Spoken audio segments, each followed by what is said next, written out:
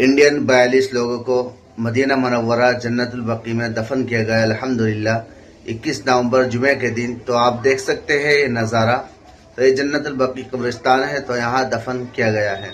મક્કાથી Medina શરીફ જે હાજીઓ જઈ રહ્યા હતા તે બસની અંદર આગ લાગે છે અને તમામે તમામ હાજીઓ માત્ર એક વ્યક્તિની અંદર બચે છે અને બાકીના તમામે તમામ હાજીઓ એની અંદર શહીદ થાય છે।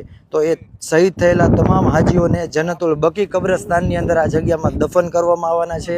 અને અહીંયા જો દફન કરવાની રીત તમે જુઓ તો કબર ખોદ્યા બાદ કબરને અહીંયા સાઈડમાંથી જગ્યા રાખવામાં આવે છે, જે આ જગ્યા રહી એની અંદર મયતને રાખીને અને એની ઉપર આ ઈંટ રાખીને પછી એની ઉપર માટી નાખીને કબરને બંધ કરી નાખવામાં આવે છે। અત્યારે આજે જુમ્મા છે અને 21 નવેમ્બર છે, તો એ બસ હાદસામાં 16 નવેમ્બરે જે હાજીઓ શહીદ થયા હતા એ બધા એના DNA ટેસ્ટ બધા એની ઓળખાણ કરીને અને तो दोस्तों आप लोग इनकी मगफिरत की दुआएं करें, अल्लाह ताला इनकी मगफिरत फरमाए।